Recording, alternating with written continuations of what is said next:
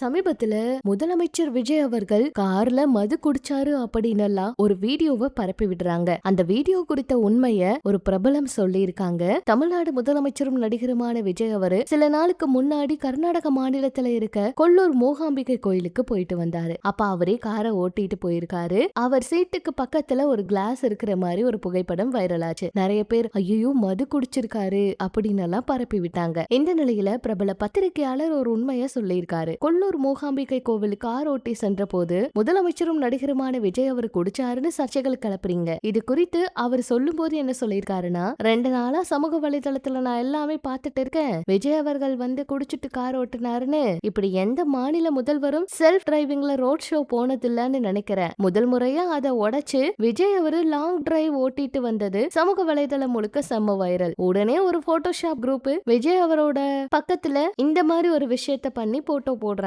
விஜய் அவரு car ஓட்டுறாரு. Car கண்ணாடி வழியா முன்புறம் கான்வாய் போகுது. கார்ல இருக்கிற ஹேண்ட் பிரேக் இருக்கிற இடத்துல பக்கத்துல ஒரு யூஸ் அண்ட் த்ரோ கிளாஸ்ல இந்த மாதிரி மது இருக்கிற மாதிரி போட்டோஷாப் பண்ணிட்டு போட்டிருக்காங்க. போட்டோஷாப் பார்ட்டிகளுக்கு 2 வித்தியாசம் புரியுறது இல்ல. ஹை அண்ட் கார்கள்ல கப் ஹோல்டர், பாட்டில் ஹோல்டர் இதெல்லாம் எங்க இருக்கும் அப்படிங்கிறது அவங்களுக்கு தெரியாமையே இருக்கு. ஹோல்சேல்ல வாங்கினா ஒரு கிளாஸ் 50 பைசா மட்டும் பெறக்கூடிய ஒரு சாதாரண கிளாஸ்ல அவர் ட்ரிங்க் பண்ணிட்டு ஓட்டுறாரு அப்படிங்கிற மாதிரி கிளப்பி விட்டுட்டு இருக்கீங்களே. எத்தனை கோடி விலை உள்ள காரா இருந்தாலும் கடைசி நேரத்துல நம்ம ஆள் தான் கை கொடுப்பா அப்படிங்கிற கமெண்ட் வேற. பொது வாழ்க்கைக்கு வந்ததும் முதலமைச்சரா இருக்கிற ஒருத்தர் இந்த மாதிரி விஷயங்கள் எல்லாம் பண்ணுவாரா? அதுக்குதான் இந்த விஷயத்த நான் இங்க சொல்லியே ஆகணும். விஜய் அண்ணா சாரி அப்படின்னு சொல்லிட்டு சினிமாவில நிறைய பேர் பூவி உனக்காக சக்சஸ் மீட் நடந்திருக்கு. அப்ப அந்த ஹோட்டல்ல எல்லாரும் சந்திச்சிட்டாங்களாம். பத்திரிகையாளர் சந்திப்பு நடைபெறலையாம். என்னோட செட்டு ஆட்கள் இன்னும் பிற நண்பர்கள் இந்த மீட்டிங் பற்றிய ஞாபகம் இருக்கும்னு நான் நம்புறேன். அந்த பார்ட்டியில எல்லாருமே கலந்துக்கிட்டாங்க.